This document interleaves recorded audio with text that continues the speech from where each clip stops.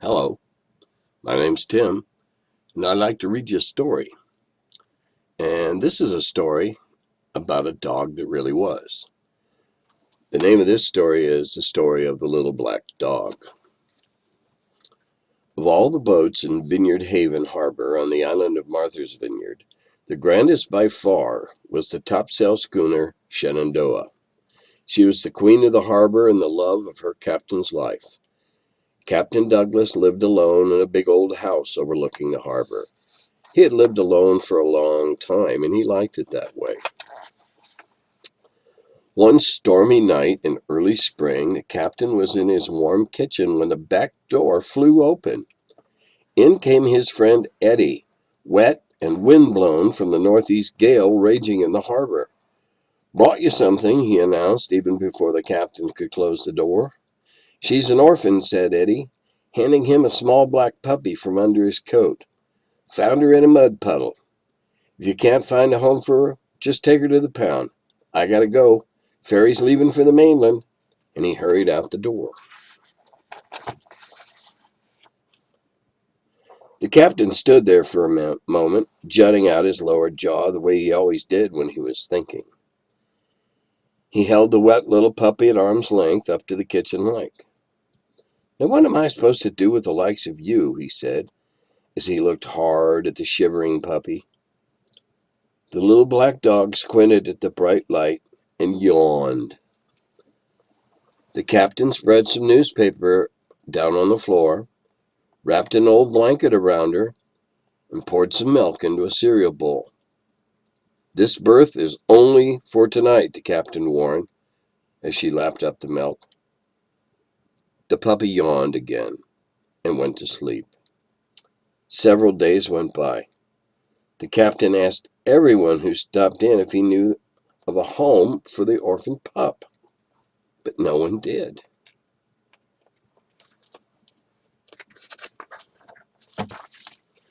Bernie, who worked for the steamship company that ferried tourists to and from the mainland, came by often. He liked the little black dog. "Why don't you keep her?" he asked the captain. "You got plenty of room in this big old house. She'd be good company." "I don't need the company," said the captain. "Besides, Bernie, you know I'm on the Shenandoah half the year, and that's no place for a dog. She'd just be in the way."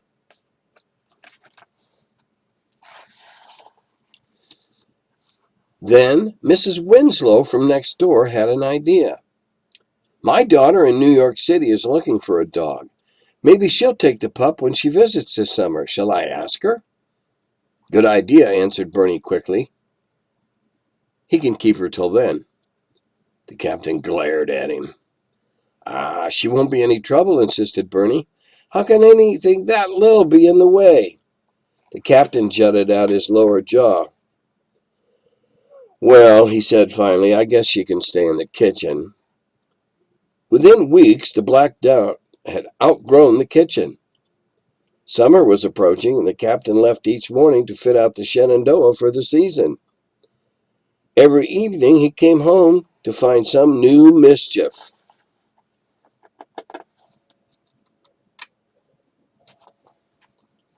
One day, the puppy found a huge mountain of cloth tucked away in a back corner of the house. She was busy pulling and tugging and ripping and tearing when the captain returned. "No!" yelled the captain. "Not my sails! Bad dog!"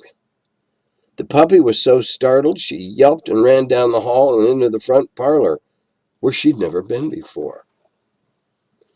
It was cold and dark, and the shadows on the wall frightened her even more.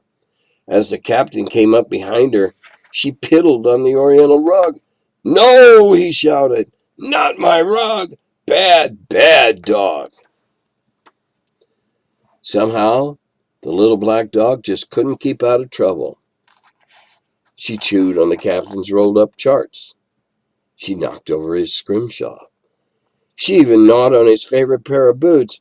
"Oh, no, not my boots!" he roared. At the end of the day, the captain always found her lying on the sea chest by the window in the upstairs hall, gazing down at the waterfront. "Well," he sighed, "at least you know a good spot when you see it." The next morning the weather turned warm. "Come on," said the captain to the pup. "I have work to do and I can't leave you here to wreck the place. Let's see if you're any better on board ship." Down they went to the beach, past the steamboat dock, to the coastwise wharf. The captain dragged one of the skiffs into the water, and without being told, the little black dog hopped right into the bow. They rowed out to the Shenandoah. As they came alongside, the captain lifted the little black dog through one side of the gun port and onto the deck. "Now stay out of trouble," he said, climbing over the side, "and stay out of the way." The little black dog wagged her tail. The captain moved easily about the deck, checking gear and coiling lines. The little black dog peered through the hatches to the cabins below. The whole world seemed to rise and fall beneath her feet. "You're just getting your sea legs," the captain reassured her as he disappeared down the companionway. The little black dog tried to follow him, but the ladder was too steep. She barked, and the captain came back, and he carried her below.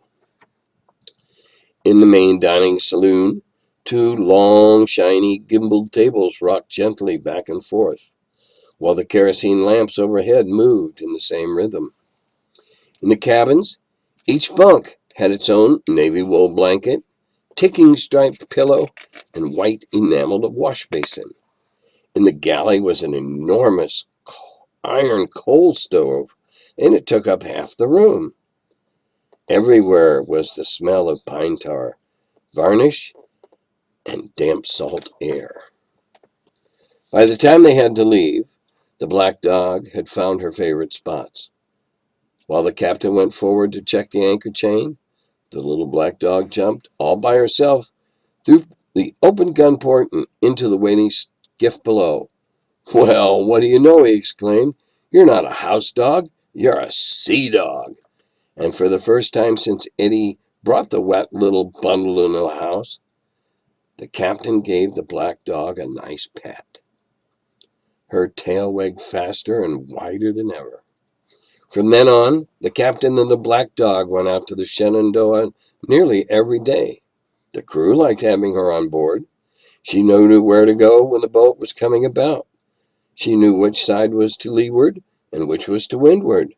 She knew which portholes had bunks right beneath them, so she could get below by herself. She was never any trouble and never in the way. Once the captain left the black dog at home while he went to a meeting at the town hall. When he got back, he found a note on the kitchen table. The note said, "Good news, Captain Douglas. My daughter from New York was here and just fell in love with your black dog. She had to make the 2 o'clock ferry and we couldn't find you, so we took her. I knew you wouldn't mind. If it doesn't work out, she promised to find her another home." And it was signed Mariana Winslow, the next door neighbor. The captain read the note over and over. He had forgotten all about Mrs. Winslow's daughter. They'd taken the black dog to New York City? He looked at the empty place by the stove and the shred of sail he'd given her to chew on, and then he looked at the clock. It was 1:45. Down on the steamboat dock, Bernie was surprised to see the black dog in the back seat of a lady's car. "Hey, you taking the captain's pup home with you?" he asked as he reached into the back to pet his friend. "Yes," replied the woman politely. "She's my new watchdog." "Well, I didn't think he'd do it, but good luck to you." He sighed, and he waved her onto the jetty. As the last car was being loaded, Bernie glanced down the beach and saw the captain hurrying toward them. The ferry sounded its horn, and the men on the dock threw off the thick ropes. The captain started waving his arms. Bernie knew something was wrong. Then he understood. "Hold it," he shouted. "Stop the engines." He disappeared aboard the ferry, shaking his head and muttering. A few minutes later, Bernie reappeared with the black dog squirming in his arms.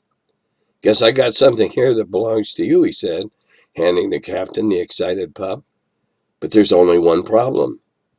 "What's that?" asked the captain, still a little out of breath. "If you're going to keep her, you have to name her." The captain jutted out his lower jaw. The black dog licked it. That's easy, he said. I'm going to call her Black Dog. That's what she's used to, and it suits her just fine. The end.